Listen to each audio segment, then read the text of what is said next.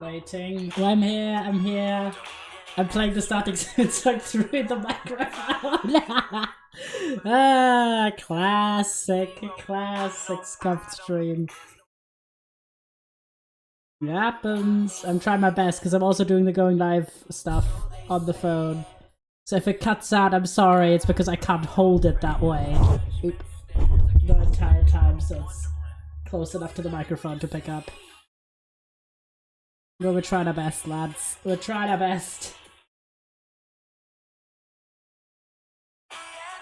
Yeah, if I'm like really close, it kind of works. But then I also can't really use the phone. So, sorry.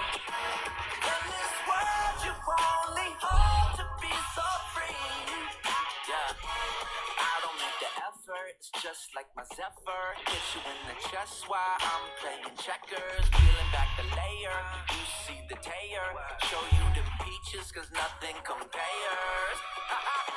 And maybe I'm a little too blunt, but I'm getting tired of giving too fast. Maybe I'm a little too drunk, but shit, I gotta give the people what they want. Do you like what you see? Do you like what you see? A freak like me.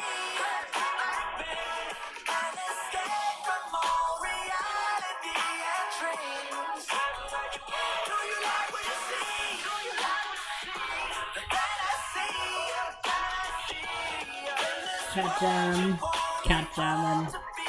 Grab jamming the cats. I've almost made it, lads. I just need the tweet. Tweet. There we go. Tweet done. At least get the starting suit and hype updates.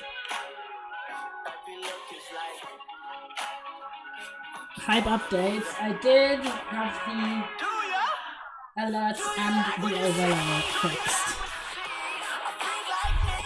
So get some hype for that. And again, we will have no music during the regular stream, so supply your own music, please.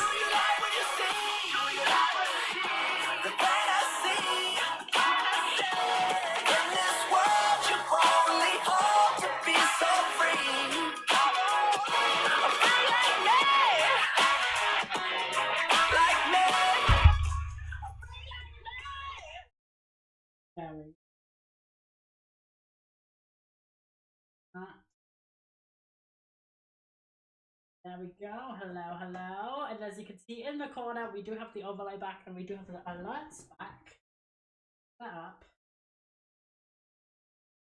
And I hope everyone's excited. Let's Lego. Yes, hello, Solaris. We are doing Lego, and you boys voted with an overwhelming majority for the 3-in-1. This is a set that has. So this one is obviously the shark with the crab and the treasure. Then here we have the anglerfish with a tiny fish, and then oh wait, oh my god, I know. And then the third one is a calamari, like actually doesn't have it. Right, so the question is, which of these are we feeling? I've never done any of these 3-in-1 at all. I don't really know if it's basically a case of like, oh, you have three. Like, I'm gonna assume it's just you have the option to follow 3 different kinds of instructions in parts versus like a transformer situation where you turn one of them. I think we're kind of goated.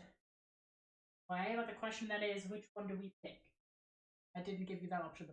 Also, for Friday's stream, if you're wondering, unless, by the way, this is a huge warning, in the event, because I haven't heard back from the tech people, the reason we're doing IRL streams is because I'm here, hi Parker, hello, hello.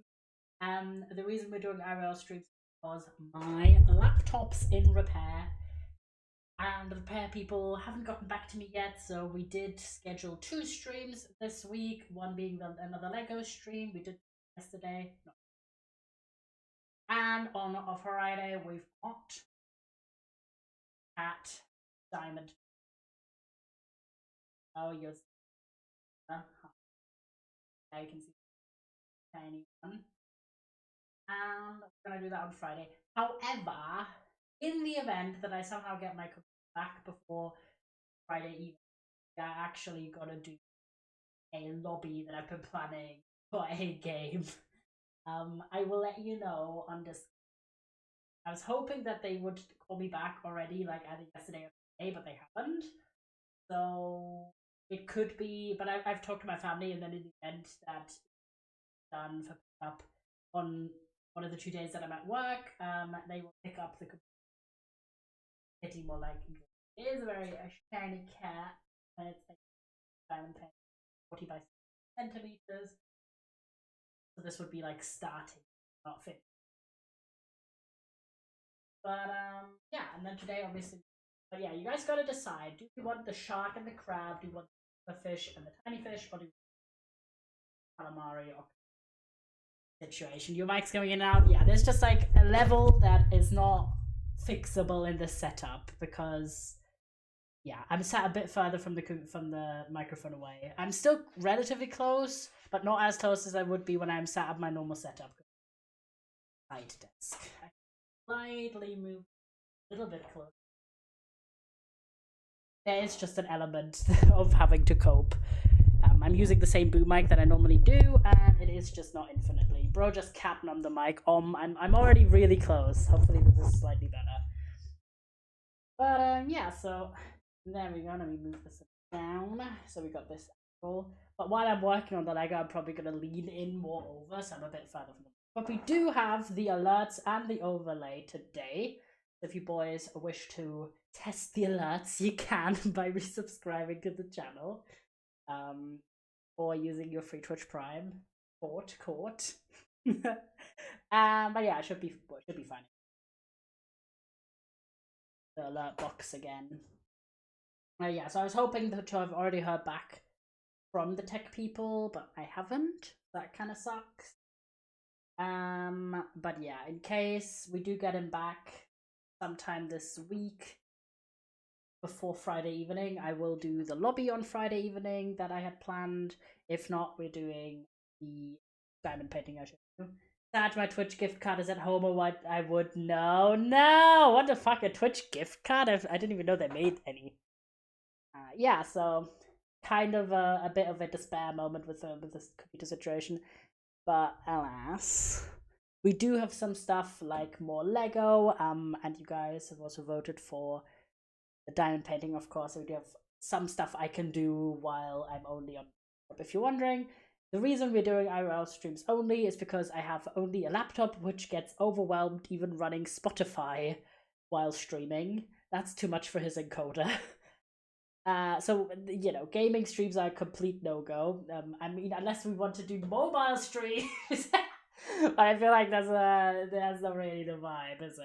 And I'm sad because I can't game at the moment. I was really in my Stardew obsession, and now obviously I can't at hours. But instead, I've been doing some reading and a good amount of movie watching. Actually, I'm kind of been in my groove. So why don't I, careful, I just spilled some white drink, but it wasn't a huge thing. Why don't I start unpacking? But I did want to show you because today me and my family, we went out to, sighs loudly, yeah, to my, I miss Stardew, my love. I was just starting in spring year 4 and I was just going absolutely crazy, and now I can't play that hours. I do want to see if I don't like if I should play a little bit with my 3DS because I have quite a lot of unplayed games on it, but I don't know. I've just been really into movies right now. Like, yeah, it's like I'll pack up, but I wanted to show you what I had for food because my family was like, "Oh, congrats on your great graduation." Well, I'm not 100% fully graduated, but as in I haven't gotten my diploma in the mail, but I have passed my final thesis, I've got my grade, all of that. So my family's very proud, and they were like, "Yeah, how about we go for dinner to celebrate? You get to pick whatever." And we went to a very nice Italian restaurant. If you play Mario Kart 7 or 3DS Court, I'll join your lobby. I think I actually have Mario Kart, so mayhap. I can actually show you. I always forget that when I'm on because I don't IRL stream very often. I always forget I can just show you stuff in the way that I normally can't as easily. So yeah, if you're wondering, this is what I had. tone down the brightness of. I had a pizza. Oh, there we go. And a very fancy pizza because this restaurant has a very good lunch deal. The prices are half. So this is a. It sounds a bit weird, but it actually tastes fucking amazing. It was a goat cheese and truffle oil pizza with blueberries on it. Sounds weird, but it actually tasted uh, excellent. It was actually so peak. And then me and my my grandma actually shared a drink. I'm the only person home, so I'm sitting in my parents' room. The public can sit in the air conditioned area, and they're like, "W." Are we on the TV on the Wisp Home TV right now, or do you have like your laptop with you? I'm wondering about the setup, but yeah, meanwhile, because we were like, this was a huge pizza, and so everyone was really full. We shared a drink. This was such a nice. You brought your laptop, Slay. So this was a like prosecco mango drink, and it had a lemon sorbet on top, and it was actually peak because it's quite hot at the moment for us. And I'm wondering, I can show you my DS. I promise we're gonna get into into the Yap and Legoing in a moment, but I like to use the opportunity to show you physical things. But my 3DS. This 3DS is white. This is actually kind of funny. I've had this bad boy for 12 years. 10 years. It's like a SXL. Wait, can I ask, are you also the heat wave? Kind of, yeah, but it's not that bad. It was like 32 degrees or so on Sunday, but it's cooled down a little bit. Not as bad as it is in the UK. But it's still hot and quite like humid, and it's very sweltering, so. But yeah, this was really funny. So you can't really see this, I don't think, but this DS used to have a bunch of YouTuber signatures on it because when I was a teenager, I would go to conventions and have people sign my 3DS. But then at some point, multiple like a lot of the people who had signed it, I either ended up not like watching them anymore, or they turned out to be wrong ones. So I think when I was like maybe 18, 19, or 20 or something, I scrubbed all of them away. You can't even tell anymore. It's just a fun lore piece. I still have a picture of what it looked like with all the if you're wondering what's currently in here, it's Rhythm Paradise, an absolute classic. And I always have mismatching styluses. So this is my little 3DS. He's held up quite well because it's the same one me and my mum bought. It's 90 degrees Fahrenheit. Me and my mum bought it when they stopped doing the Professor Layton games for the DS. We had to have a 3DS, so we did buy this one in 2013. Held up pretty well. Yeah, if you're wondering for the. We have more, but these are kind of the ones. Professor Layton theme, obvious. Swipe through old Kid Icarus Uprising, Detective Chew, Mario and Luigi Dream Team Bros. A lot of these I've not like actually played. I just have them. But Rhythm Thief and the Emperor's Treasure. I know it's a very Rip Bozo. Rhythm Paradise, a Megamix, of course, classics. Picross 3D Round 2, because I do actually have both the 3DS one and the DS one. It feels like 107. Help me! Because we. Metroid Samus Returns. The Legend of Zelda Majora's Mask 3D. I actually have played none of the Zelda games completely. I've played two partially. Because humidity, yeah, the humidity is a factor that a lot of people underestimate. Also quite humid, I'd say. Yeah, I've played Spirit Tracks on the DS, but I have that from the library, so I started in that. And then we did Zelda X, I think, on the channel, but I lost my save file for that. I didn't want to read. I don't remember. And dogs, plus cats. Cat Gun, give it to me. That's Zelda Link Between Worlds. I also have that one. That one I've also tried on the library ages ago. Actually, quite. Fire Emblem Awakening. Animal Crossing Happy Home Designer. This one I've been playing a bit about. This is Picross: The Legend of Zelda Twilight Princess, which is good. And Captain Toad Treasure Tracker. For finish, this only game I've 100%ed on the 3DS is Super Mario 3D Land, which is actually a goated game. I 100%ed that shit. The final level is ridiculous. I do have quite a lot. I also have those. Anyone ever just go through the eShop and just look what demos they have? I can see the demo, color demo, plus 3D 2.2 demo. Tomodachi Life Welcome version. I've never actually played the full Tomodachi Life. I've only played the demo. Then Project Mirai DX demo. Art Academy Disney demo. Hyrule Warrior Legends demo. Classics. If you're wondering.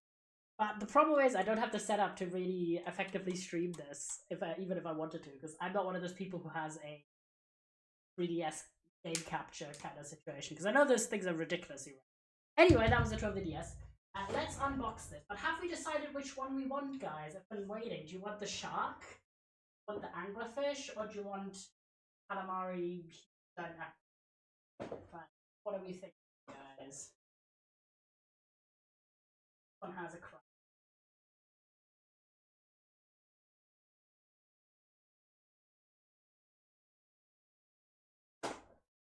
We got to decide because this is like three different instructions.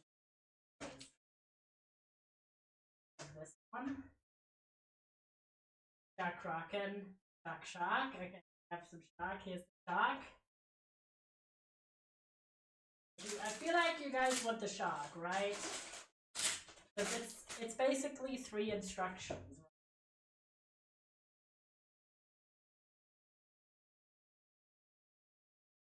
How are we feeling, shark?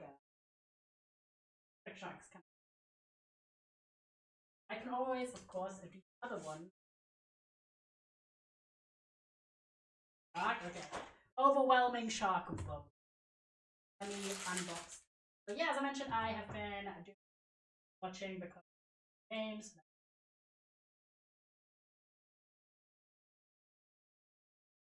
That looks sick. Also terrifying. Deep ocean, kind of scary. Just talk about them.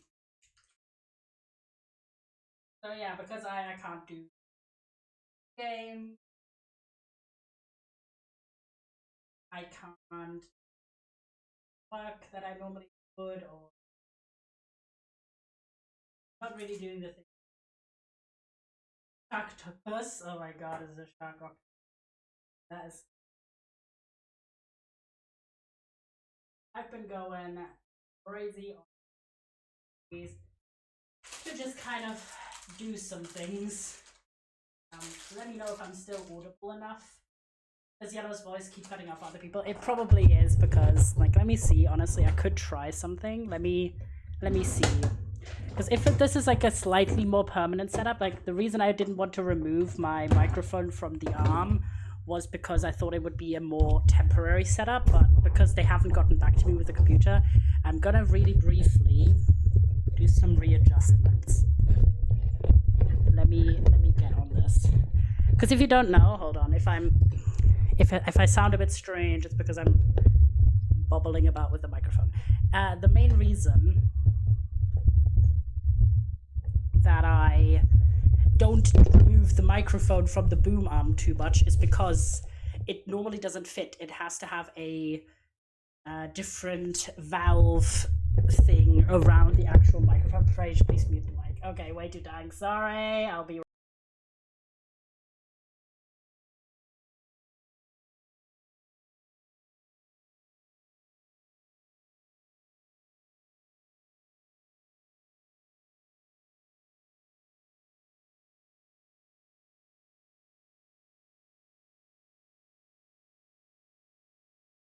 I will very briefly be gone, saved my ears, because there is a valve that has to be attached to the hole of on the bottom of the microphone to fit the boom arm, because they're not 100% compatible by heart. And this valve thing is incredibly hard to remove. To add in, it's not a problem. I'll show you. I'm literally holding the microphone by hand right now, but I do have a little stand for it. So look, this is the microphone, and this is the valve that I'm yapping on about. And as you can see, this is very tightly wedged in this. You need to get a clamp for it. So I'm going to grab this clamp, and this is the stand for it. There we go. So I can just have it on the desk, but this doesn't fit like this. You have to have this removed so I can screw this in again. So briefly going to grab, and this is the protection. I'm briefly going to grab a set of pliers.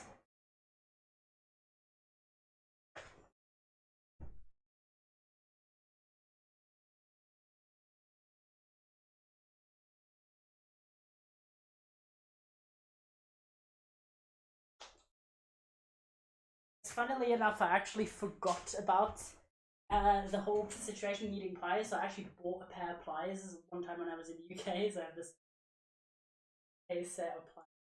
I'm going to mute while I do that. But you can see.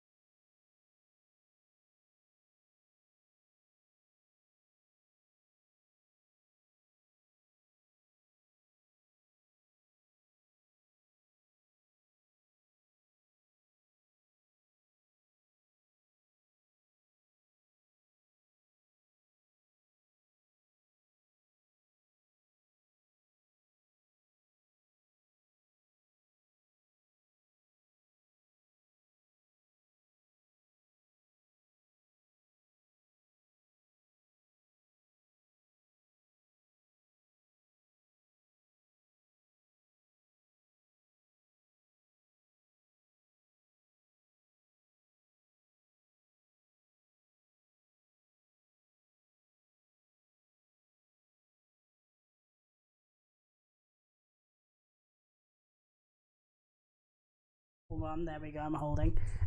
For some reason, there's a piece missing, and I don't know where it is.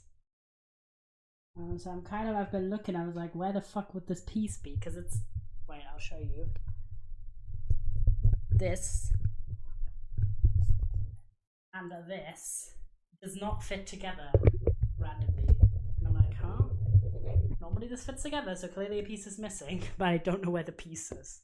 Not this. This doesn't. This just makes it so the microphone fits to the boom arm. But maybe that was the reason all along I didn't remove it before, because I missed a piece. No, that's for the boom arm. Yeah, not for this. This is not compatible. Pieces don't fit. Boop. No fitting. RIP. So I guess I'm gonna just have to. Hold on. Let me try and figure out.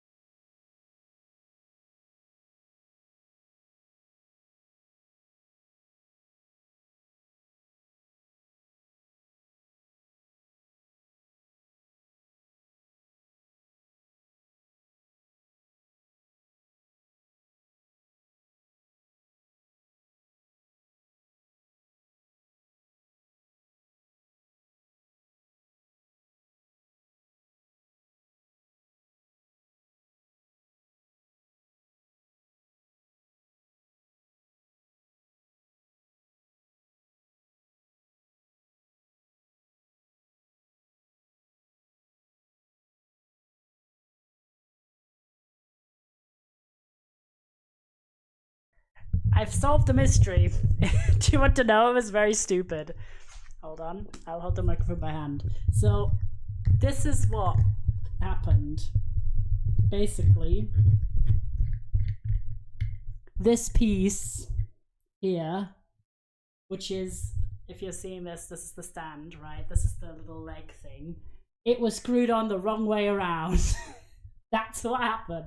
So apparently last time I disassembled this to transport it, it was screwed on with this thing at the bottom. Yeah, classic. So really, I was just like, where's this piece gone? There was no piece missing. The piece was just the wrong way around. Okay, let me assemble this real quick, and then we are good to go.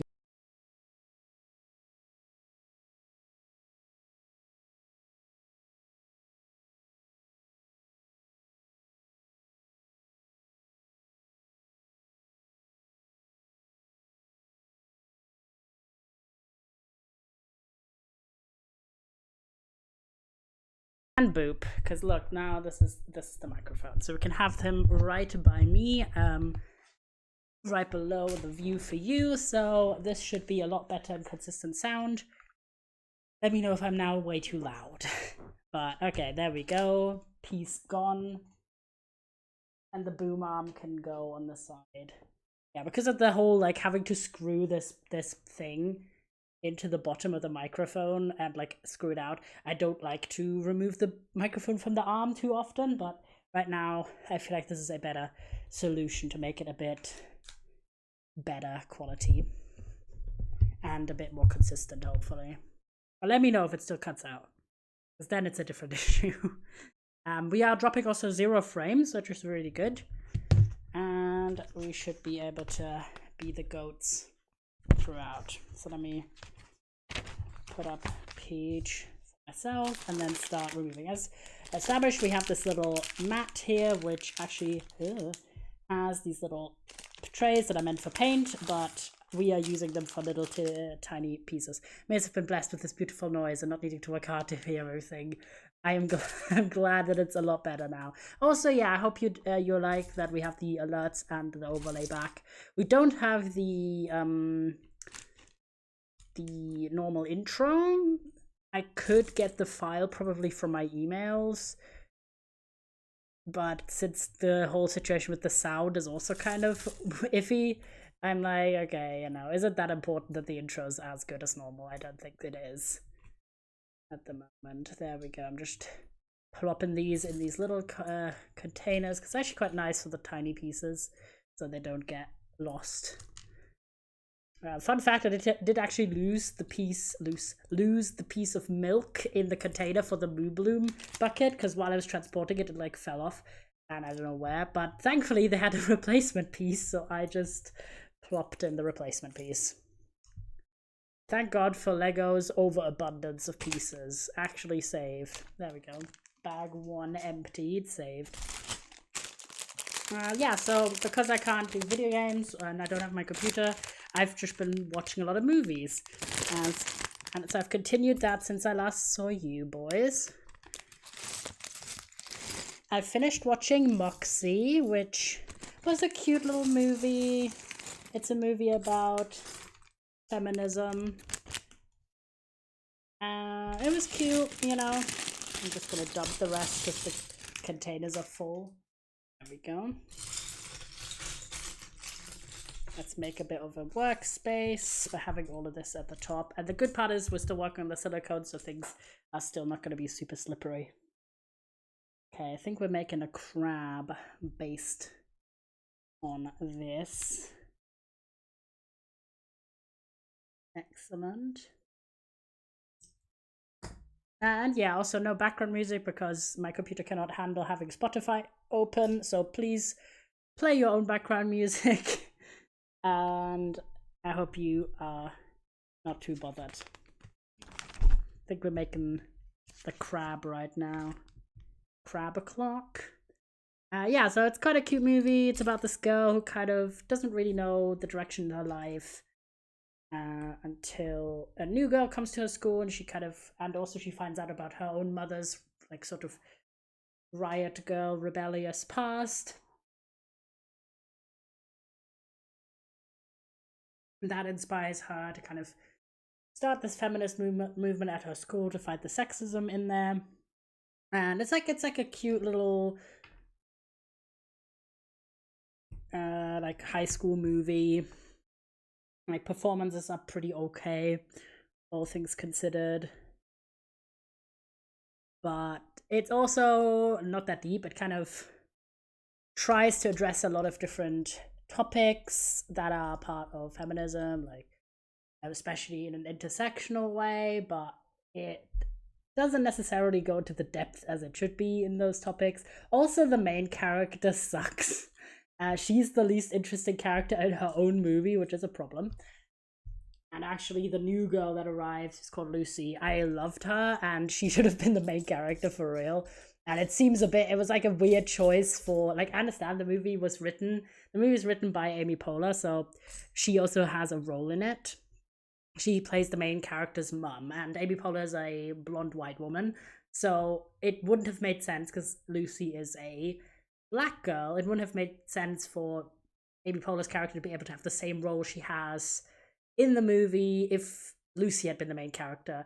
But the main character that is Amy Poehler's daughter in the movie is really boring. Like, she's not even at the, like, it takes her ages to be convinced of her own goals.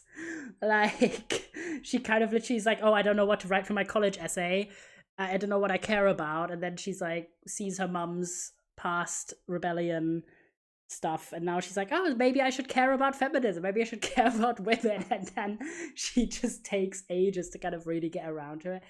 It has a lot of cool visuals, especially the sort of punk history stuff, and it does touch upon some solid issues, but again, I felt like it was skimping on a lot of them, and does have this sort of underwhelming main character. So overall, gave it a 6 on 10. Like, it's a fine movie, but it's not around. Like, some people describe it, and I'd say that's kind of real. It's kind of giving, I don't know, it's kind of giving like, oh, the average teen movie, but someone picked up their first piece of feminist literature, you know? That's the energy. I want every movie that has a counter movie that follows a different character of the story. That would be epic. So I'm trying to get the crab legs together. I think I'm missing one. I think it's 6. Right, or we have 5. Where are thou?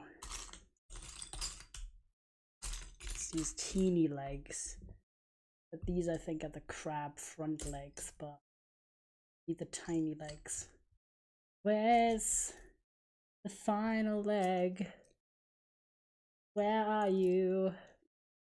Wait, I think maybe is that it? Nope, that's the other kind of, I think that's the claws. There we go. So yeah, I thought it was like an okay movie, but I got inspired watching it because my friend that I met up with on a Friday last week, actually, I saw their review of it. So I was like inspired to watch it. You know, it's not a bad time. It's not a bad time. At the end of the day, where the heck is this? Ah, there we go. It was in this really full one.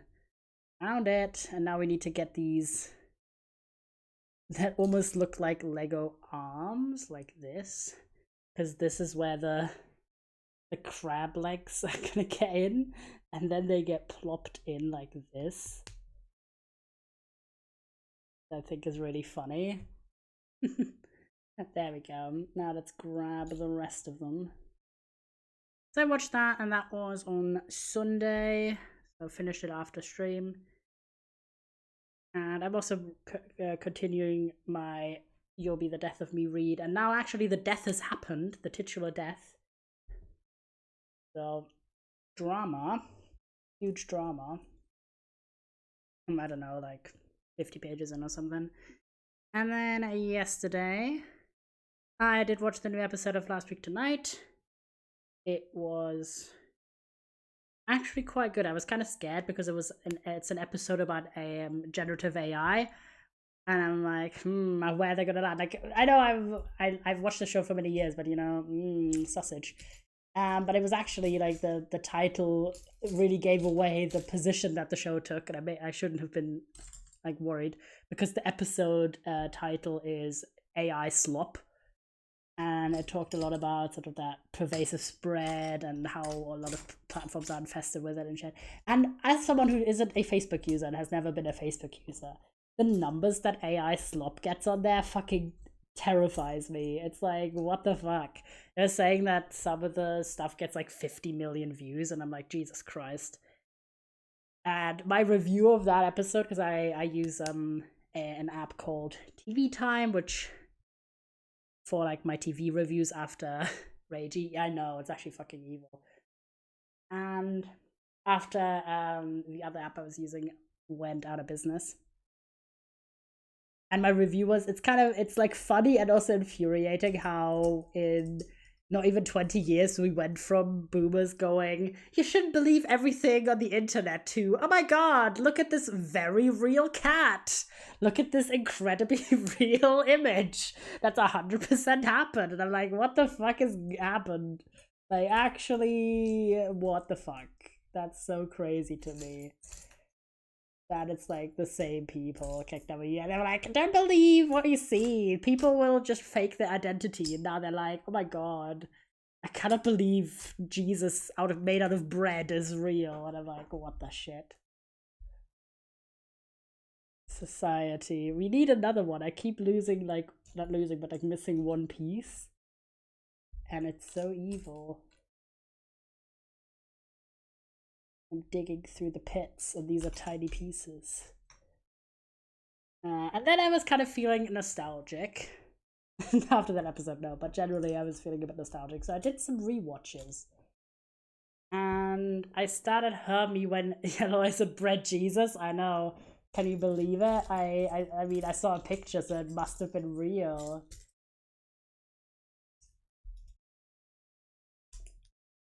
Isn't it funny? All kinds of funny. Probably in this one. Yep, it was in this one. Society, we need another one, actually, so real.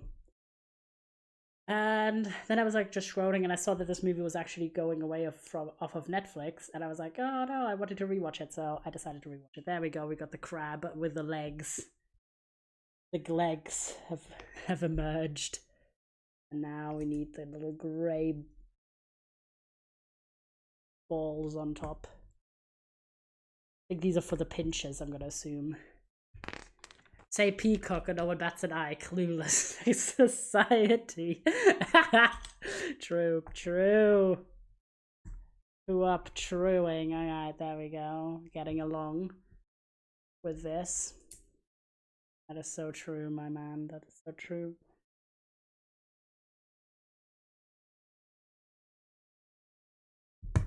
There we go. We made a little shell bit at the top.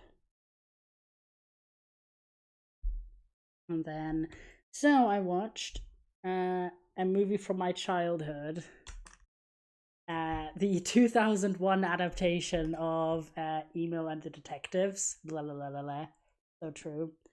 Which I feel like is a relatively well-known German book, but I don't know if you boys know it. The basic plot is it's always been ridiculous, and it's gotten even more ridiculous the older this story is, because the original book's quite old, and there's been a lot of adaptations. It's basically about this kid called Emil, who lives in the countryside. Kind of his family's a little bit plagued by a little bit of misfortune, a bit of a bad streak, and then he ends up being sent to, I don't know if it's always Berlin, but certainly a big city, for the summer holiday. So he goes and he brings a bunch of money along, and he gets robbed on the train by a very like comically evil man. And then he arrives in Berlin, in the big city, and kind of tries to recover his money without kind of anyone knowing that he has been absolutely bamboozled. And this 2001 adaptation is very nostalgic to me, because it was like very much in the place. It was very much in the era that I watched it when I was a wee lad. I think this is actually the piece I was looking for. So I rewatched it, and this movie is it's pretty bad. But you know when you have a movie that, you know, objectively, well, not even objectively, but generally is just not a really good quality piece of media, but because it's nostalgic, it kind of still hits, you know. So I was watching this, and right, so first off, Emil himself is literally the dumbest child ever. Like he just actually is like, he gets told, like the reason why he's like going on this trip is because his father has been very unfortunate. He lost his job because he wasn't able to find a new job. Then he finds one and immediately has a car accident that leaves him hospitalized with like multiple broken bones, and also has his license taken away. But it was like, oh my god, this his new job. He needs to be able to drive. So my solution, because I'm going to the big metropolis Berlin, is I'm going to buy him a fake driver's license in the big city. So that's why he has all this money with him. So he has like 1,500, not euros, but D-Mark, which is the previous currency of Germany. He has all of that money just in his front pocket with the zipper open, so it's poking out, and he gets told by, and then like one of his teachers, I think, or like something, someone sets up that he could spend the summer in Berlin because his father's in the hospital. His mom lives in Montreal after his parents got divorced, so no one would be able to take him in. Ain't no way, I know. So he gets sent to the teacher's wife who lives in Berlin and her son. By the way, we're getting the eyes are on. He's staring with his eyes into your eyes. Boom. Crab o'clock, lads. So he gets sent in this. He goes on this train ride alone to go to Berlin. And literally, the bloody teacher, like 2 seconds before he goes on the train, does the classic, like, don't talk to strangers, like, be careful and everything. He goes into a compartment and immediately talks to a stranger, and, like, it tells him his whole life story, and immediately does all of this. And the guy is a shady guy, obviously. That he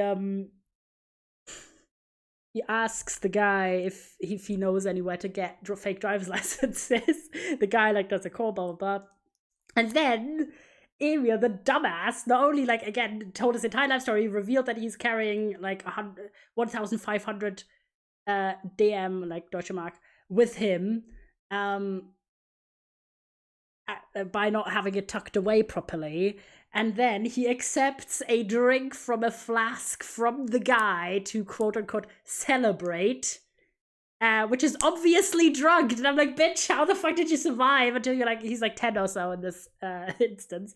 I'm like, how the fuck did you survive until 10 years of age if you're just accepting literally drinks from random strangers, including drinks that the guy isn't drinking as well? Got the pincer. There we go. I'm like, brother, are you actually stupid? Oh my gosh, wait, it's like a joint. You can properly move the pincers. That's actually sick. Wait. Pincer moment. You can properly move it because it's a ball joint. Nice. It was actually such a cute little guy. I'm loving him. There we go.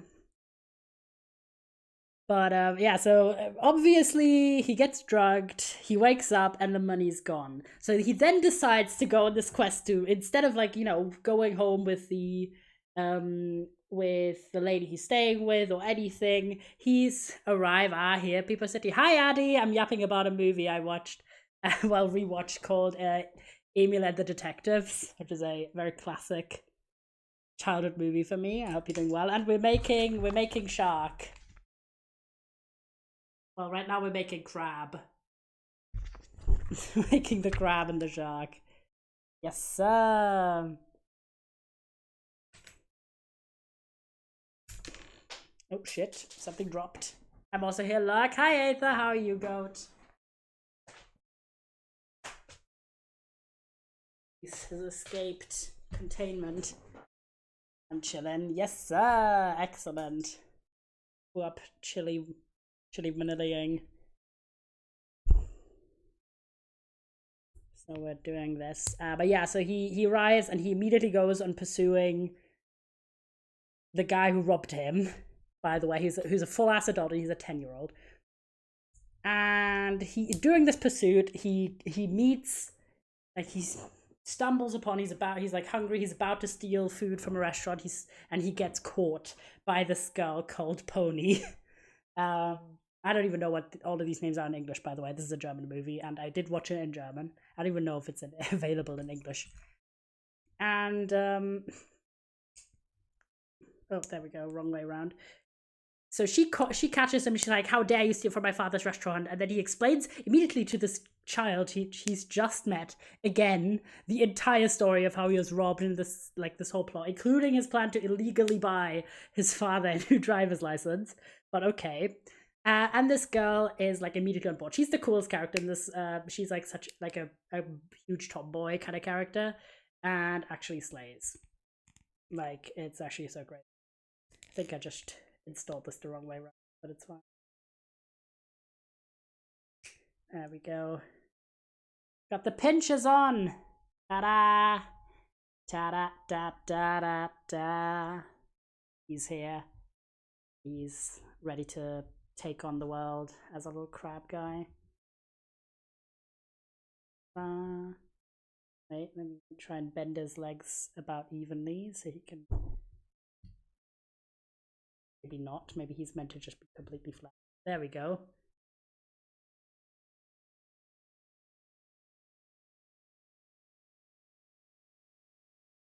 Trying to position him. There we go. So he explains to this girl he's just met. The goober. Goober to the side for a moment. He can sit here. Guard this treasure, which I think I'm building next. So again, this child is the most lucky and unlucky kid in the world. Pony is actually an incredibly popular girl and the leader of a massive gang of Berlin children that she can like immediately call forth, like literally on a whistle. So she's like, okay, I'm gonna assemble my entire friend group. Meaning, like literally arriving in a massive city, Berlin, right, which is even at the time, this is like the early 2000s, was a million, multi-million population city. He arrives coming from a tiny fucking town somewhere, and within arriving within half an hour, he has like 10 plus friends. Literally the least realistic scenario of all time. I'm like, what the fuck is happening? But the entire story is really unrealistic. Because this gang of children is like, okay, we can't involve the police because Emil in his hometown had like some run-in with the police. The run-in being he tried to steal shoes from a donation bin. Classic. So he's like, okay, we can't alert the police. We gotta solve this on our own. So they're like this group of children detectives who are doing incredible feats to try and locate the thief and like get Emil's money back. So this is the movie. And they tried to modernize it because this is a 2000s movie. They're like, okay, we're gonna modernize it. So there's random rapping, German language rapping. It is not good.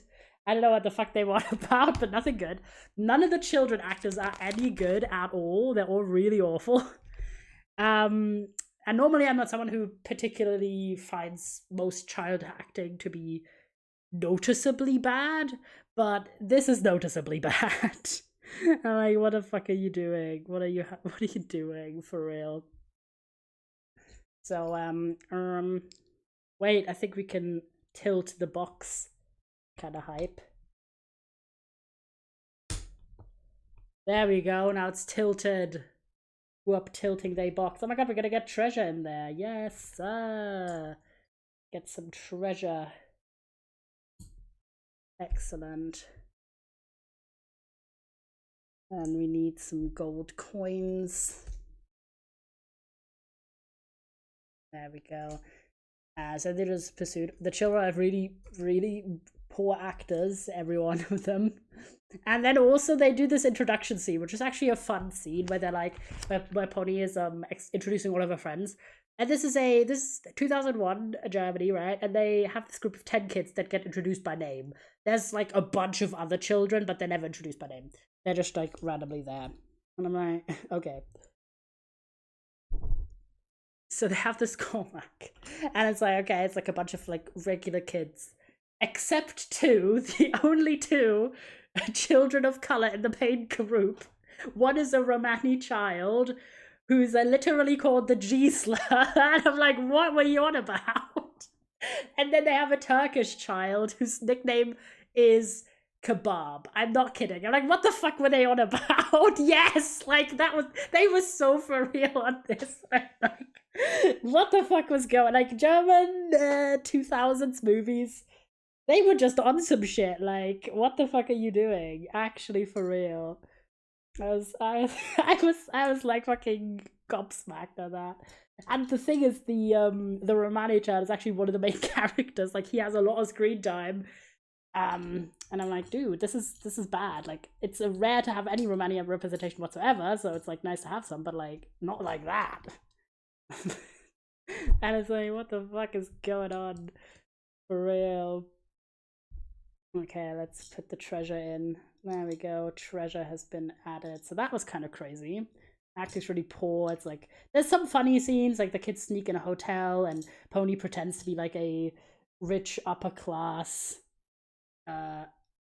like child of the thief. So she convinces the hotel staff that the thief is actually her father and that they're both like wealthy rich people, and it's a funny scene. There's a little bit of silliness of them having this detective quest. It has a very over the top finale where they literally find every fucking child in Berlin and they all band together to fight against the fucking thief. And it's like, it has very comically executed a happy ending. The coolest part of this movie is the fashion, because it's like a 2000s.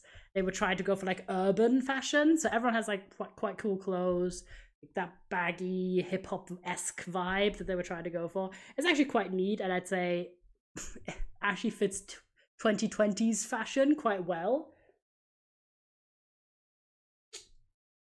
And there's a lot of parts that are quite nostalgic to me, but overall, this is not a good movie. Shocker. And I gave this a 4 out of 10, and the 4 was just for the nostalgia. It really isn't that good of a movie. If you couldn't tell by the overt racism. There we go. We've got the treasure chest, lads. The treasure has dropped. Yeah, and so I was already on the streak of rewatching movies from my childhood. This is like the treasure chest that he is engaging with. Hello. Now we're doing the shark, guys. It's shark o'clock. You're ready. And then I was, in my rewatching some nostalgic movies, I rewatched Charlie and the Chocolate Factory, the 2005 movie, because I've never actually seen the 70s one. I do want to watch it at some point, just because I've never seen it and I want to compare. So I was watching that, and is Charlie the Chocolate Factory a good movie? Not really. It's an entertaining movie. I feel like it's quite a well-known story. It's Willy Wonka and his chocolate factory. He does a giveaway with golden tickets. It's a bunch of different kids who win, like 5 kids, and they all get this tour of the factory, and one by one they all meet a less than desirable fate, until only Charlie's left.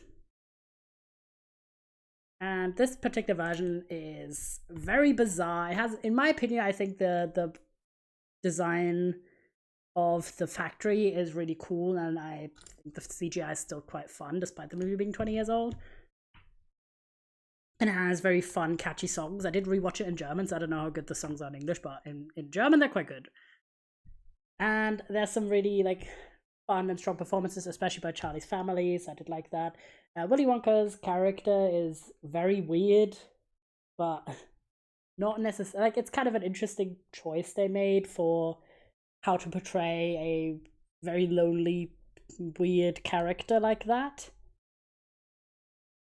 And I didn't necessarily think it was too bad, even though that version of him is very unsettling. And we need different pieces. Which piece do we need? Tiny pieces.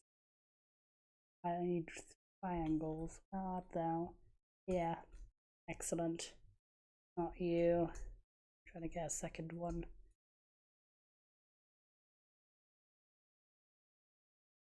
There you go. This. Search for another piece.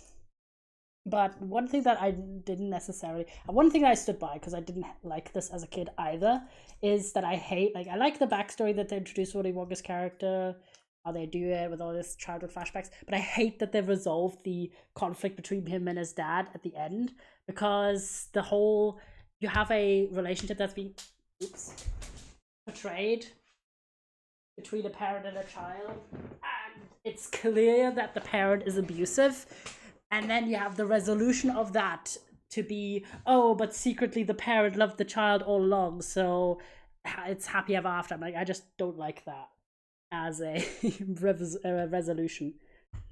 So in this case, like, oh, the father was like awful to him and abusive, and then they reunite, and it turned out that the whole time the father was like connecting newspaper clippings of his son's rise to fame, and I'm like, this does not make up for all of the abuse you lathered at him.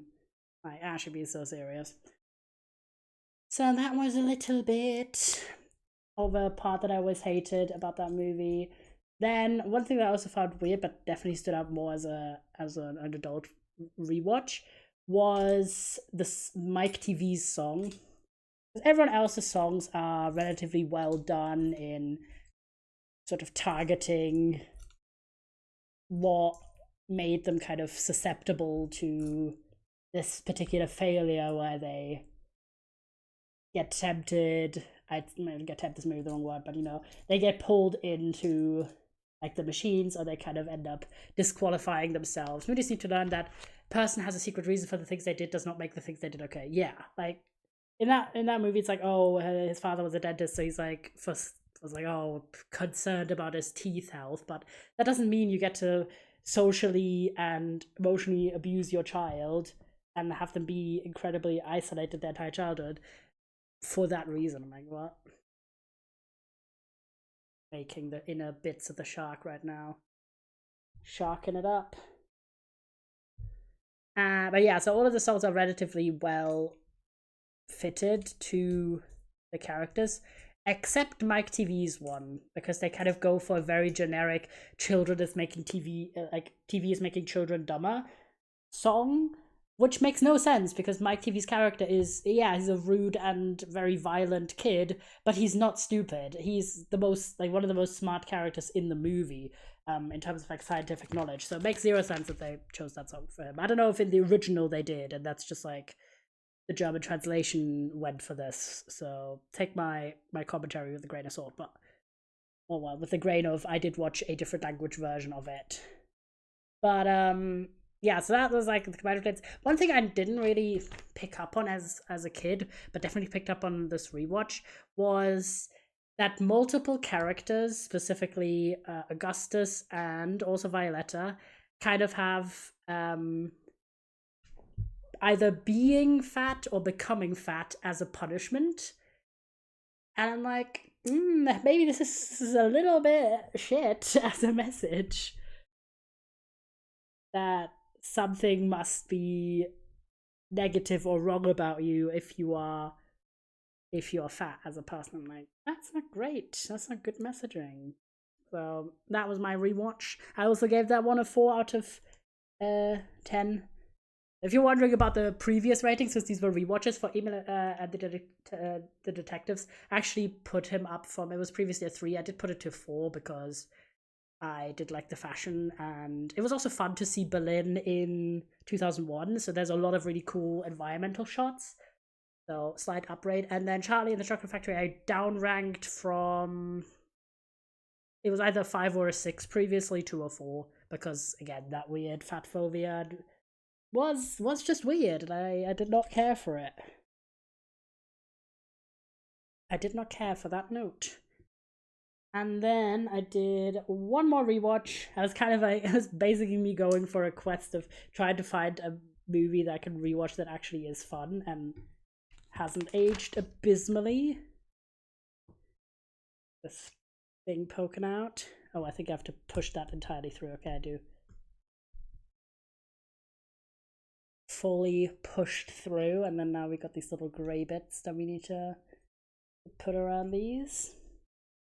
I don't know what this is going to be for. This might be the jaw. To be able to open him up. Close him. Okay. So I did one more rewatch, which I think the titling for this movie is really funny to me. But like funny haha kind of way. I watched Suck Me Shakespeare, which is a German comedy movie that in the original is called Fuck You Goethe. And I'm like, it's kind of funny that they thought for the translation that Americans wouldn't know Goethe enough. So they had to use Shakespeare, even though it has nothing to do with Shakespeare at all. I mean, they do Romeo and Juliet in the movie, but like, there's no reason. And then, yeah, we're gonna do this. But this is like a very iconic 2010s era comedy movie that absolutely blew the fuck up to the point where they obviously did a bunch of sequels that are kind of like not as good. But the principle of this movie is it's about a criminal called Zeki who gets out of prison. He wants to get the money back that he buried before going to prison. But turns out that his friend actually buried it on the site of a school gymnasium being constructed. So now there's a school gymnasium. He's like, okay, I need to infiltrate the school to be able to get my my money. But instead of what he was planning to go for was being the new janitor, he gets mistaken for an applicant as a substitute teacher and accidentally becomes a substitute teacher, despite obviously being incredibly unqualified to do so. And then you have this movie where he first is like just kind of, he's a very unorthodox teacher for, you know, shocking reasons. And there's also, this is like a high school that is in a lower income area and generally has a lot of kids on it that maybe are not really on a path to success, I should say. Where a lot of them are coming from challenged backgrounds, quote unquote, is what they say. But he obviously, Zeki as a character, is also someone who does come from a similar background, so he kind of ends up actually getting this bond with these students and kind of as well figuring out that actually he maybe is really thriving in this environment that he didn't think he would. I think we're making a lot of progress. There we go. Wait, look, that's the head. Maybe. Looks kind of like the head. Mayhap. And it's a very funny movie. You have a lot of unhinged scenes, but also a lot of really good character dynamics. And is it a bit much at times? It is a bit much. But it actually, of all of the, because I also recently rewatched Hangover, as you guys know, of all of the sort of these older movies that I was rewatching, it actually has fared the best of all of them, where I felt like, you know, this is like reasonable to still watch. There's some unfunny parts, but overall has a sweet story and most of the jokes still land, and there's not a lot of like really offensive bits or anything. So I actually ended up giving it a 7, which has, I think I gave it a 6 or 7 originally, so it stayed pretty close. I do want to like rewatch the rest of the movies as well, but I already know that they're not as good as the first one. So we'll see when I get around to that. But I always appreciate when they kind of try to go for a bit more of of an original storyline for German cinema, because I don't know, they're not doing it too often. They're very often just doing, again, like Emil in the Detektive, just doing the same adaptations of the same franchises for like 600 years, rather than kind of leaning into more unique storytelling. So at least that was like an original story, and it was actually sweet. And the guy playing Zeki actually does a really good job in that film as well. Solid performance. W. So yeah, that. And then I did watch one more new movie. This was all yesterday. Is that right? Yes. I watched Leo, the animated movie about the lizard who becomes like a little helper to his elementary school class. How big is the German filmmaking industry? I'd say reasonably big. We obviously do a lot of dubbing of American productions, also of generally international productions, but American productions are kind of the most popular to be dubbed over here. So a lot, if you go to an average German cinema, I'd say about 70% of all the movies shown are dubs of American movies. But then about 40% or so are original ones. The German children's movie scene is quite big. We do a lot of original, original as in German, origin is German, not necessarily original screenplays or anything, but stories that originate here and are produced here have both live action and animation, but a lot of live action. Live action children's cinema is actually quite big. Live action adult movies, I'd say comedy is kind of a big thing. There's a lot of German comedy movies with varying degrees of, I don't know, tolerance that you can throw that way, but I don't know. I'd say like decent size. I don't know about other countries, but I do feel like compared to some countries where they will just dub movies from other countries and not really do too many original productions, we do a decent amount of original productions. But a lot of it kind of stays very much in certain genres. So again, comedy is really big. Crime TV is really big. Like we have really long running crime drama shows on TV. And then children live action and generally children's films are really big as well. So kind of if you're in those genres, I'd say there's a decent amount you can find that's newly put out every year. But outside of that, I don't know, not as much. Not as much. I'm just exposed to US industry, so stuff is interesting to learn. Yeah. We obviously, I feel like it, as a lot of places do, we are very Americanized in our media that we get exposed to here. Music, TV, etc. That's why I know a lot of sort of the big media in more the US than I know UK TV comparatively. That's just kind of what we get here. Oh wait, we're doing the teeth. Guys, this is the inside of the mouth. These things are the teeth. See here? I was like not thinking. This is the eye, I think. And this is like chomp chomp. Yeah, I was like, why are we doing these weird teeth looking things? Because they're teeth. Shocker.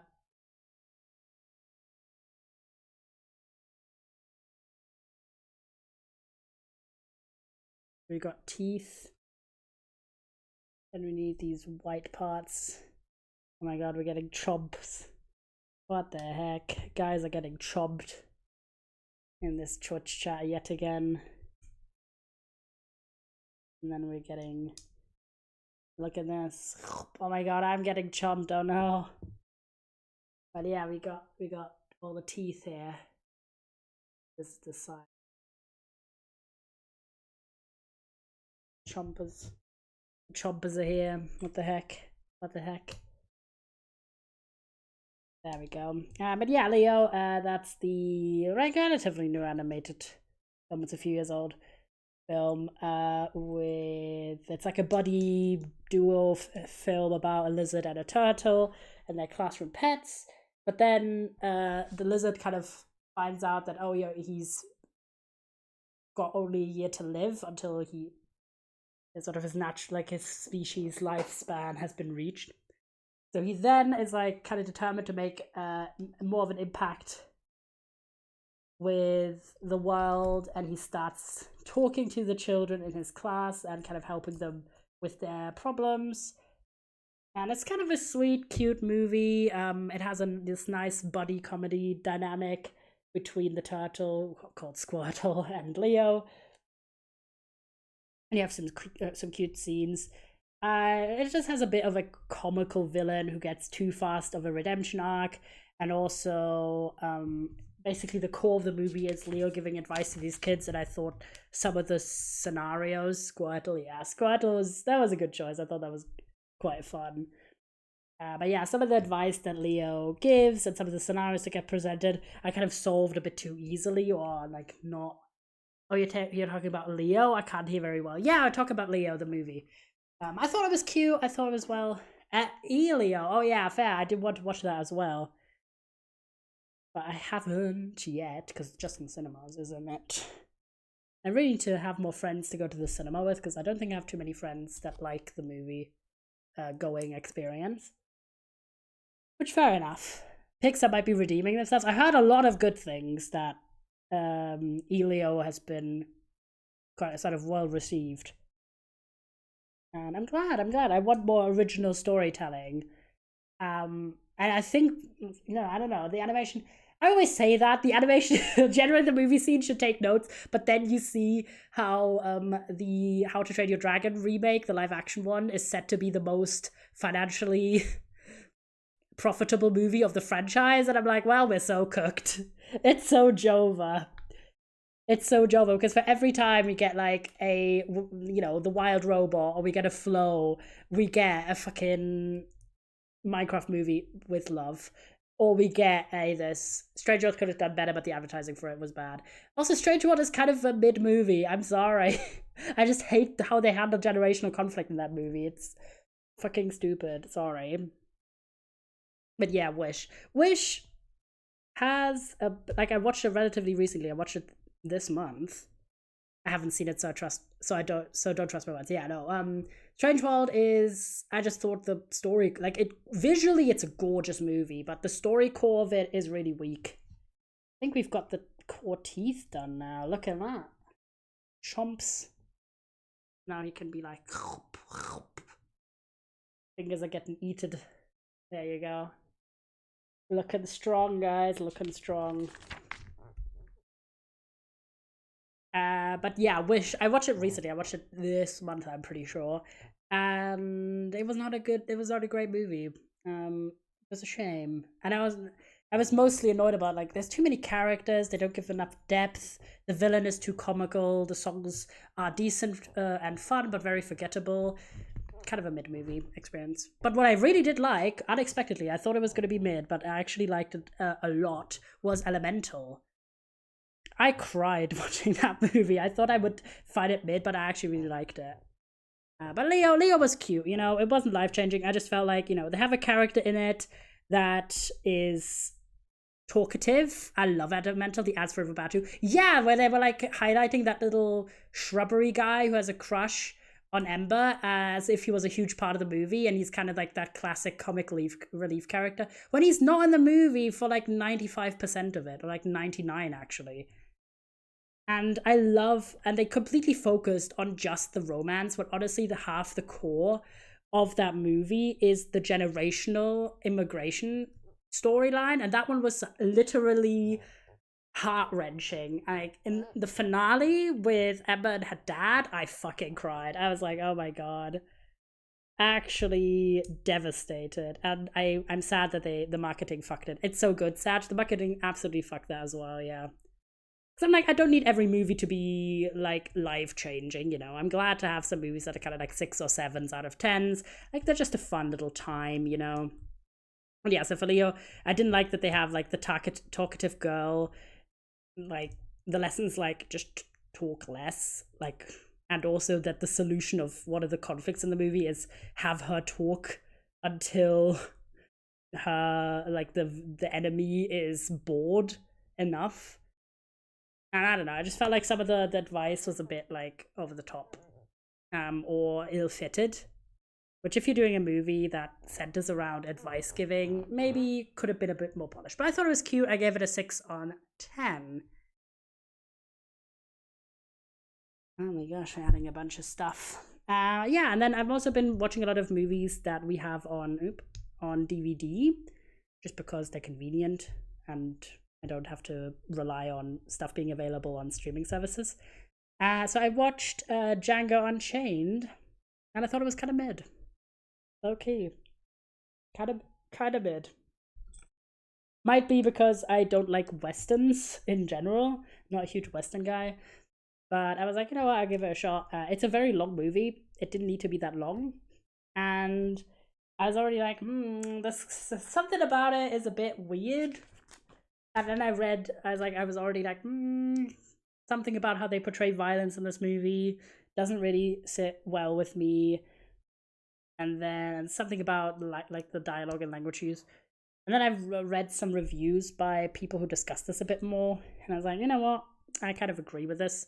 That if you don't know, Django Unchained, it's a movie about a man called Django who is originally a slave.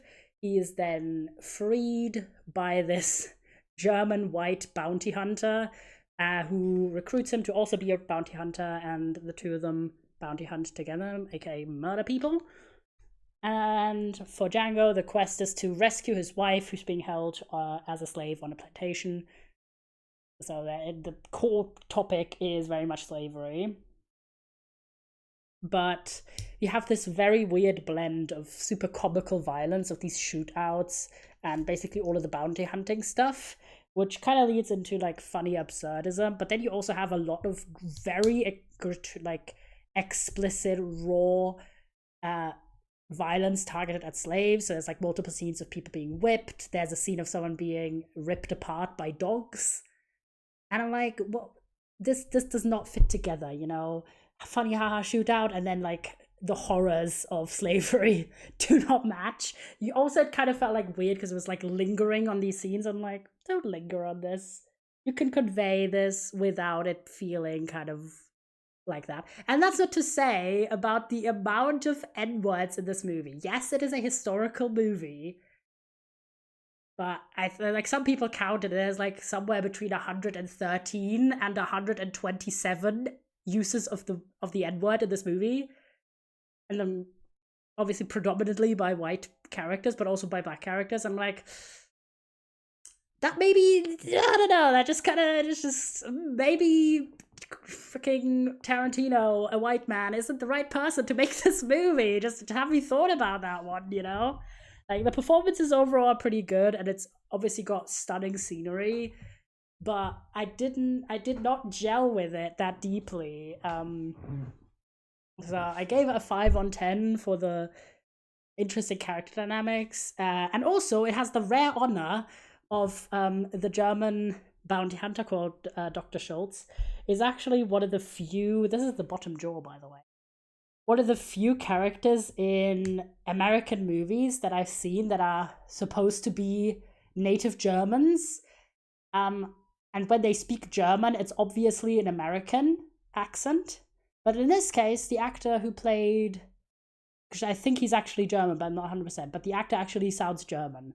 And I was like, thank God. But then in the same movie, they have the Django's wife is called Brunhilde, which is a German name because she was like owned by a German plantation owner, whatever. But in the subtitles of the movie, they spell this name which as Broomhilde, like the word broom, and it's Brune with a U, and it's nothing to do with a broom. And I was like, how could you have like misspell the name of your own character like that? Which is not a name. People are not called after brooms. It is an ancient character's, like mythological character's name, that is given to this character in this movie. But there we go. We can chomp. Guys, I got chomped by the shark. It's actually got quite nice movement. There we go. Bro's getting chopped. That's excellent. I think this turned out very good. So we got the shark head going. Shark time. Just have a shark head right now.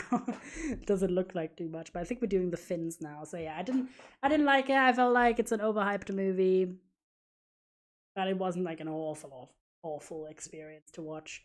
But I did like Dr. Schultz and Django's dynamic. They have some interesting character moments.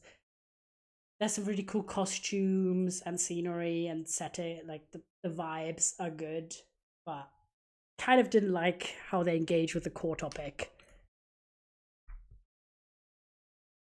and it felt very, I don't know, it felt almost voyeuristic. Like, what were you on about there? You know what I mean? It was giving that vibe. So I didn't enjoy it that much. And then I saw a movie called Our Times. This is a Mexican movie. Unfortunately, I do not speak the language, so I watched it in English. And it's a sci-fi movie about a couple of scientists from the 60s who invent a time machine, and they travel to contemporary times, to 2025. And basically the wife, one of the doctors called Nora, she in her own time is very unappreciated, shocker, because it's the 60s, and gets very often disregarded even in the scientific field in the university that she works in, and all sort of the credit and the discussions are directed at her husband. Then they go into the future, which they mean to only travel 15 minutes, but accidentally travel 59 years. And in this new era, Nora is getting a lot more ability to actually showcase her prowess as a scientist. But they're like, okay, we gotta find a way to get back, because as a result of them traveling to the future, basically Nora's little sister passes away because she dies in a car accident looking for them. So they're like, oh, we gotta go back to prevent this accident. They do meet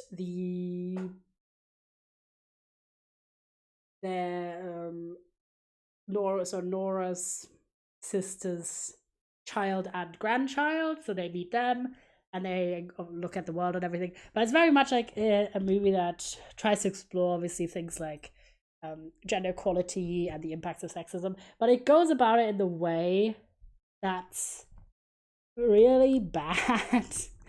It's very rushed as well. It's a short movie. It's only 90 minutes, and it doesn't really give it enough time. And like the husband Hector is like, the idea for him is kind of an interesting character, where he's both a very charming and sort of generally not unlikable character, but he's also sort of an unconscious misogynist, where being now in the future, right, he is not really doing well with the fact that he gets sidestepped in favor of his wife, and he's not automatically being given all of this attention, but his wife is. But they they put him in a position where he's completely isolated compared to his, like, he doesn't have any family in the future, but his wife has her niece and her grandniece. And also his wife has a lot of professional allies at the university, like the fact that one of her previous students is now the dean. But Hector doesn't have anyone.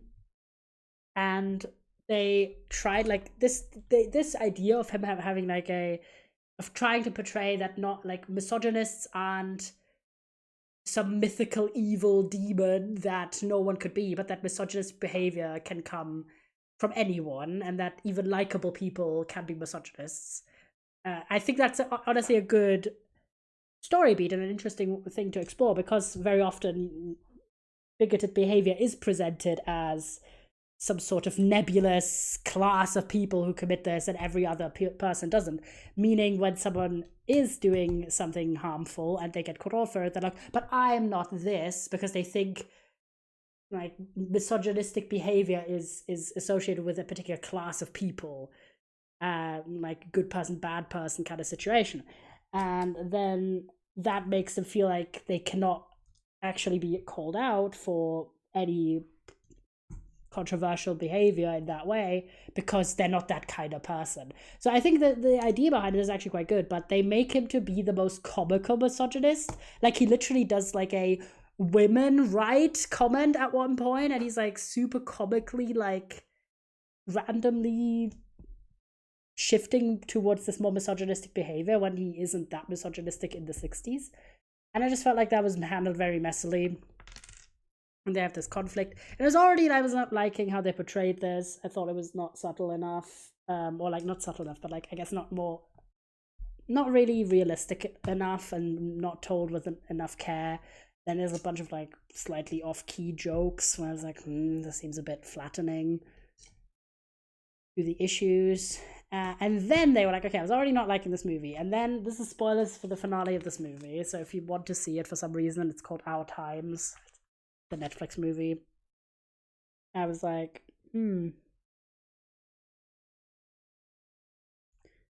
Okay, so we're doing a bunch of scales right now. This is the spoilers for what happens, but basically the whole premise of the time travel is that there's some sort of wormhole that only opens every 30 years when the planets align. So they have to hurry if they want to go back to their own time. But Nora really likes the future because, spoiler alert, being respected for your work is actually nice. And being respected as a scientist is nice, and not being just a woman. But Hector is not getting along with the new world because he is a raging misogynist and hates that he no longer has the entire power in the world. So he really wants to go back. She doesn't. So they have this big fight, and he goes to the past, back to the 60s by himself, and she remains. And then they do this finale where she lives out her entire life, basically. She lives the next 30 years being an accomplished scientist. And then they have her after 30 years, when for her that gap opens up again.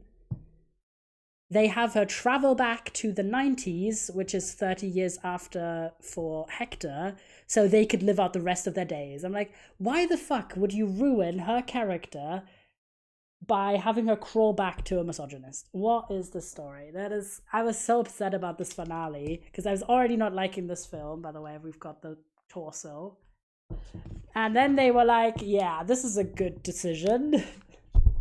And that sucked because I was like originally excited. I like it. I like time travel. I like sci-fi, and I'm happy to watch more movies outside of like Hollywood or outside of Germany. Generally, like more global movies. But this one sucked. Sorry, Mexico. But yeah, 1 star. Hated it. Really, really hated it. I'm making the fins right now. Rip Bozo. And then I watched one more movie, which I actually finished literally 1 second before. Well, not 1 second, but like 1 minute before I started stream. This is a movie called Tell Me Who I Am. It's a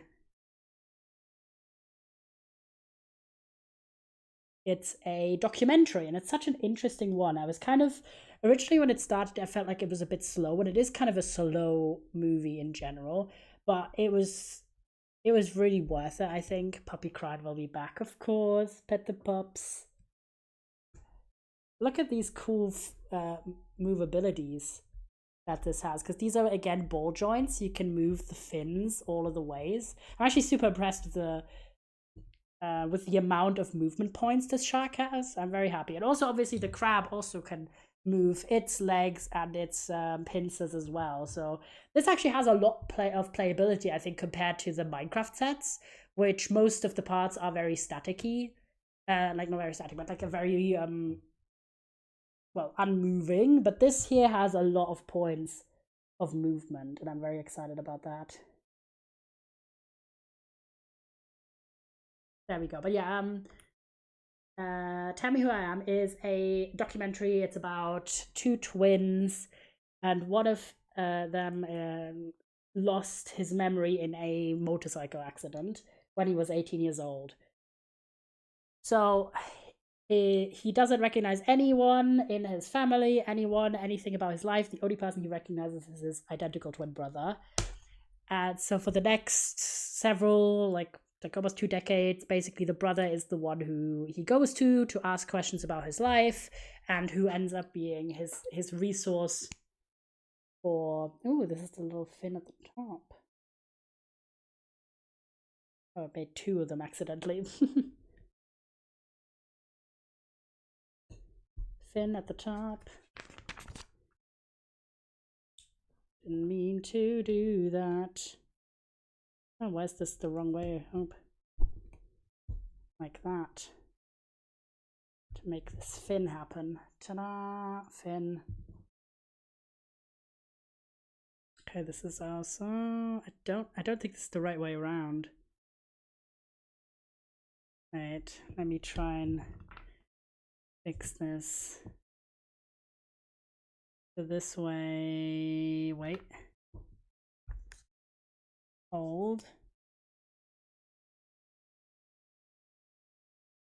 So yeah, this side. Okay, this side is where the wings are, but then the other way around. Didn't the wings? Meant the fins. With the fins the wrong way around, like that. Because this side has this white piece here, and the other side doesn't, so that's how to distinguish them, despite the fact that they look very, very similar. That way, and then the fin at the top. Boop! Fins correctly constructed. And then we're doing a bit at the top again. Yeah, so he basically relies on his brother to tell him about their family and everything. There we go, huge fin. Ta-da. And then after their parents have both died, they clear out the house and are kind of like looking. Oh wait, guys, that's the right way around. No, that's the wrong way around. Oh my god, that's so sick. Wait, guys, look. Holy shit, look at that! You can move the head, because it's also the ball joint, obviously only side to side.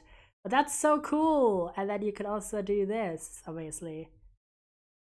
So much movement. And I think there's also, because there's ball joints in the back, you can also move the tail separately. That's so cool, turning head. This is actually turning out to be one of my favorite sets, I think, because there's so much movability.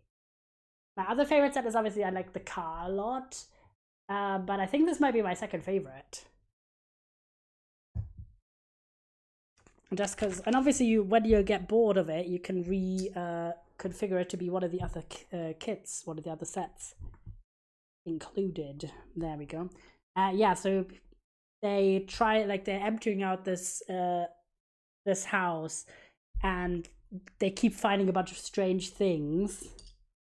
And basically, it turns out that the brother without memory loss kept a bunch of stuff from the other brother, and kind of when reconstructing the life, he left things out or changed things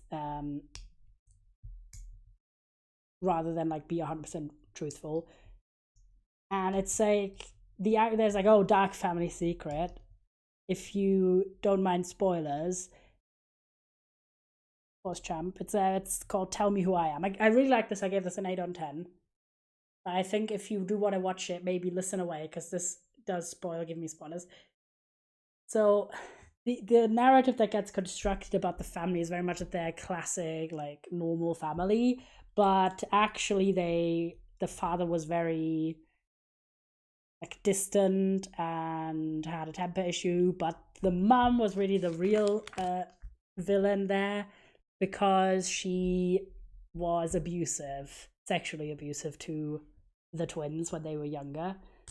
And basically the brother that remembered everything, that didn't have memory loss, kind of couldn't cope with this at all and wasn't ready to discuss that at all. So that is why he didn't tell his brother about it. Like, he basically lied about them having a good relationship with the family rather than talk about this. And at the end, like, they basically never talk about it, but then when they clear out the house, they find, which I thought was such an eerie detail, they find that all of the gifts that everyone had ever given them for, like, birthdays or Christmas were in the attic, still in wrapping paper, and they had never received them.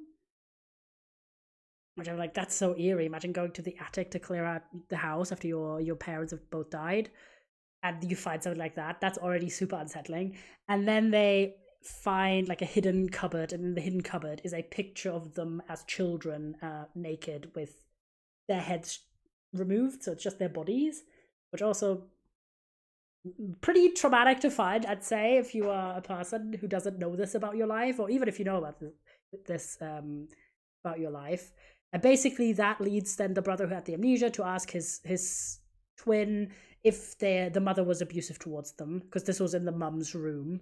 And the brother is like, yes, but he doesn't give any other details, and they don't talk about it for like years and years, despite the fact that they live and work close together and all that stuff. But the brother who remembered was just never ready to really address it, so they didn't talk about it. But at the end of the documentary, the brother films him explaining what happened, because he's like, I cannot tell you this and sit in front of you, like, just like, but if you have to know it for your own peace of mind, like, here's a video that I made.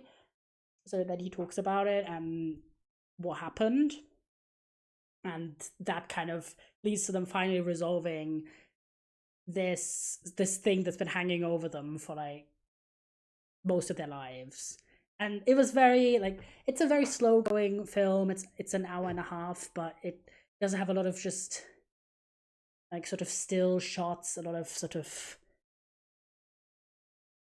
I don't know, like it does have a lot of mood setting scenes, for lack of a better word. But I thought it was really impactful, and kind of really makes you think about a lot of things. Like, the brother who remembered was like, oh yeah, kind of explaining his thought process about why he did this, which is partially because he himself wasn't ready to address it, but also because he was like, oh, I wanted to spare my brother this knowledge because he's the one I love, and this is like such a difficult and harrowing experience. But then that brings that issue of, do you even have the right to do that, or because you're taking the quote unquote the truth away from the other person. And I thought that was like such an interesting subject, because if I was in that situation, what would I have done, right? Both on both sides. Would I have wanted to know something like maybe that horrifying about my own family, about my own childhood upbringing? Or if I was in the other position, would I have told my sibling about this, or would I have also not told them about it? So I thought this was really interesting. It's on Netflix. Gave it an 8 on 10, honestly, just because it was so impactfully done. Even if it was, in my opinion, a little bit slow, and it does have a lot of shots that are just like up close images of the men's faces, which can be a little bit uncomfy. But it really, like, I felt like the people making this documentary really understood the connection between the visual and sort of the story they're trying to tell, because it is an uncomfortable subject and it is a very personal subject. So having all of these long lasting shots where you're forced to kind of sit with whatever you're seeing, and also have a lot of these up close shots of people, of the people's faces, I feel like that really worked in that particular context. And it really made you consider, like, oh my god, what is happening, what are they talking about? So really, really surprised me. I was just looking through movies that I had on my watch list that are short. Where the heck? I don't. Hello? My blind. Let me actually grab all these bits closer together, because we need another piece of, like, a 2-piece blue, but I don't see any. I just see 3 pieces. That's a bit worrying.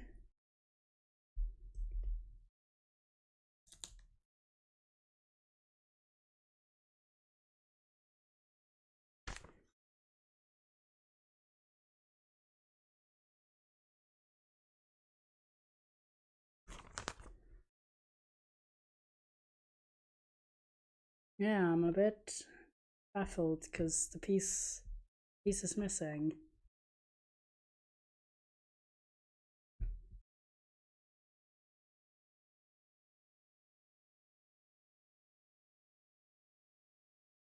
We try if I could compensate with 2 1 pieces instead.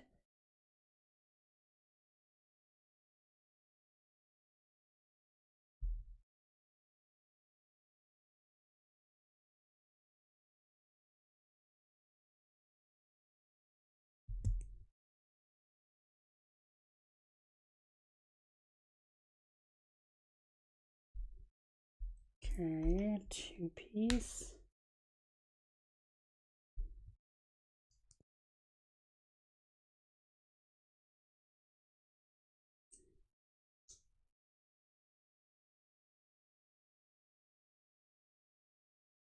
Hmm? You want me to, oh, like that. Okay, there we go. We're making the side a bit rounder here. Nice. And then the other side, I assume. Yeah, this should work because we do have a lot of these one pieces.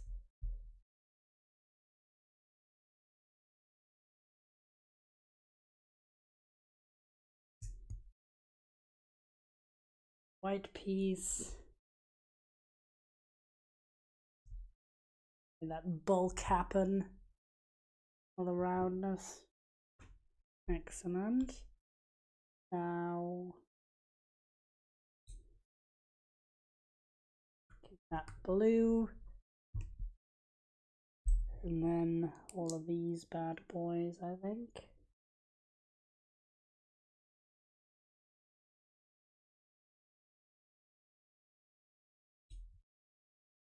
There we go. Rounding that out. Ta-da! Round. Okay, and then we're getting this bad boy in. Oh my god, he's getting another joint! Holy shit.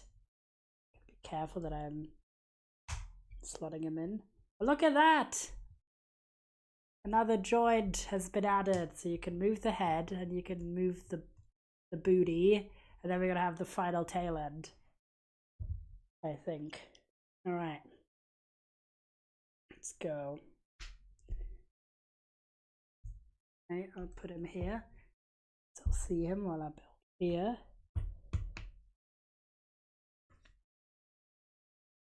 Then 3 bits. I'm really hoping I'm not going to run out of pieces because I needed to supplement at one point.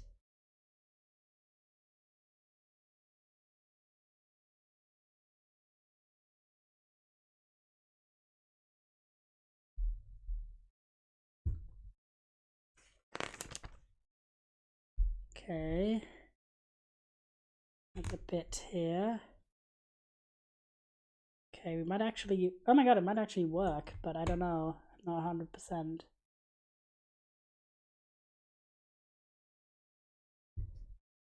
Yes, sir.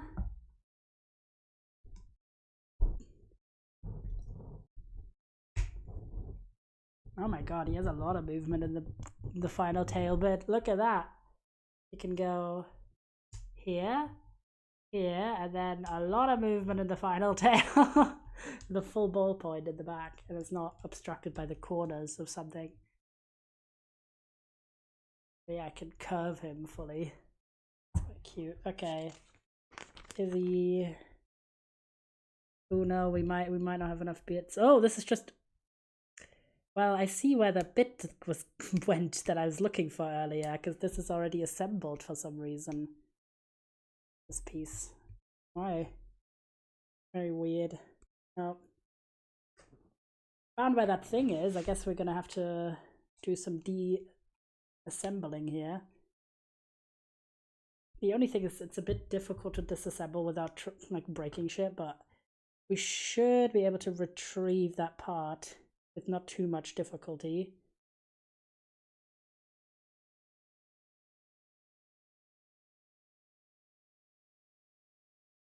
Say that now, but well, I didn't know that. I thought this was a one piece, but it actually was 3 pieces together. Oh.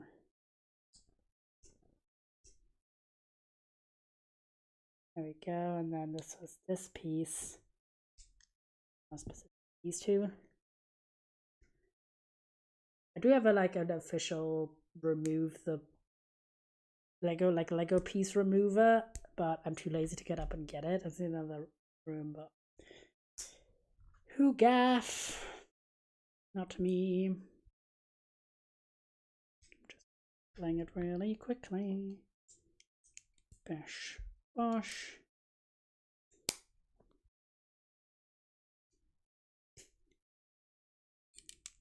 go. Almost got it. I was wondering, I was like, where the flip is that part? Normally, Lego doesn't have pieces missing, it just has too many pieces. But in this case, it was just me being a silly guy. We were able to locate the piece quite quickly. Huge shark with a lot of fins. And all the fins are also movable entirely. But this one can go. Thank you for the posture check and the hydrate. Appreciate it, Oop. Freaky neck. Silly. Also, as a question, do you ever seen those videos and like, this is an amount of movability you shouldn't have, and then you try and you're like, huh? I heard apparently you're not meant to be able to rest the back of your head on your like back neck section. I'm like, I can do that. Or the opposite, be able to rest your chin on your chest. I'm like, really that should not be possible? I don't know. I feel like it's quite impossible. What are your thoughts on that, laddies? Let me finish a last tail.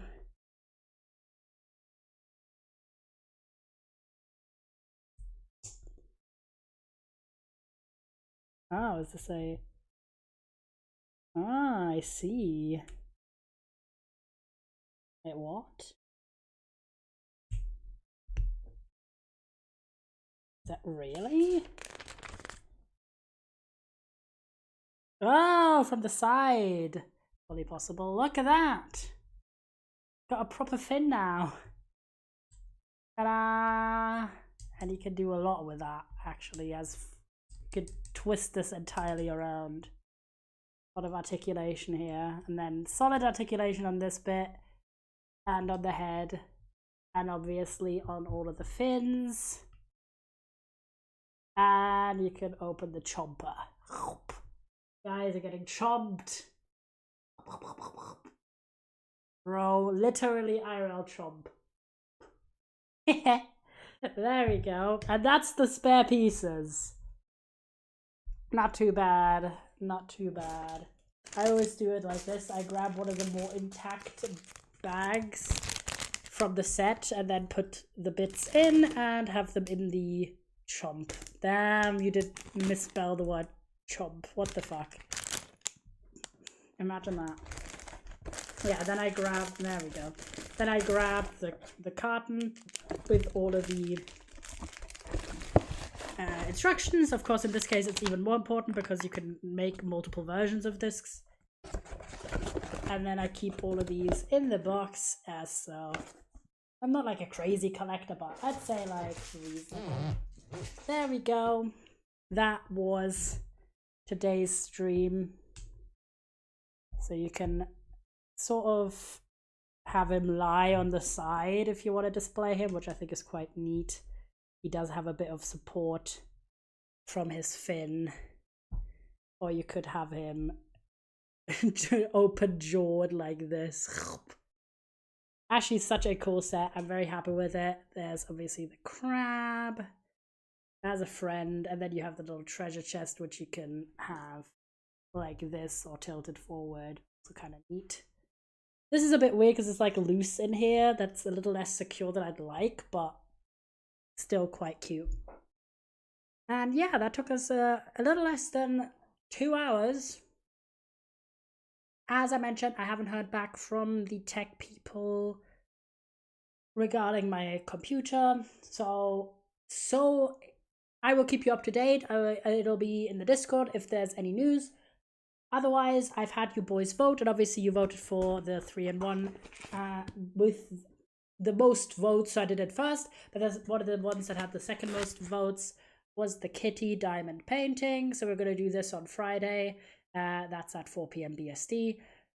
And obviously just starting because this is a large one, has 30,000 rhinestones, more than 30,000, and is 40 by 60 centimeters. So this is a large piece. We're only just starting that on Friday.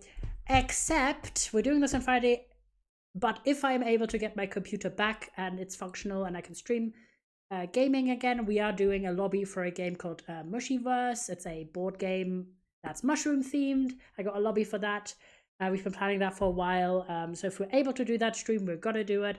If not, diamond painting. We are also going to do some diamond painting in general on the channel, but obviously if I'm able to do a gaming stream, I'm going to do a gaming stream ASAP.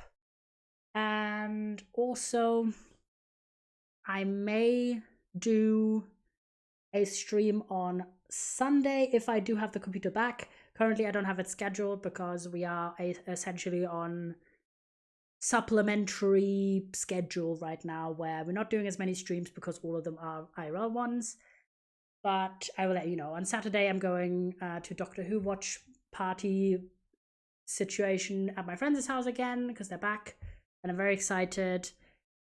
So I'm not available on Saturday, but I might be available on Sunday in the event that the computer's repaired and back again. If not, we definitely have one on Friday, and I might do another stream on the following Monday. But I'm really hoping that either tomorrow or the day after, I'm gonna get the call, or maybe on Friday, to pick my baby back up because I miss him. You know, someone should buy 2 Shork sets, make Shork with first set, make Squid with second set, put Shork head on Squid body. That would be funny, yeah. But yeah, very, very happy with this kit. Thank you for choosing it, boys. I'll see what I can send you with my raid, and I will see you on a Friday, either for gaming. If it's a gaming sitch, that would be later in the evening, because we did schedule it at a particular time already.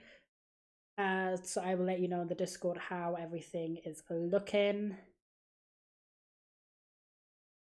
Thank you for the stream. Thank you for watching. We're doing a lot of content that is unusual, obviously, but I feel like it's better than no streams, isn't it? And we've been doing some fun Lego, and then we're going to do potentially diamond painting on Friday, unless the computer's back. I'm going to send you to Yaki because Yaki's actually doing some Lego art, so I feel like we're staying within the same genre. Have a good time over there, and I will see you on Friday. Look after yourselves. There's a lot of heat, so for a lot of people at least, if you're in a place where it's hot, grab yourself hydration regularly. Bye-bye.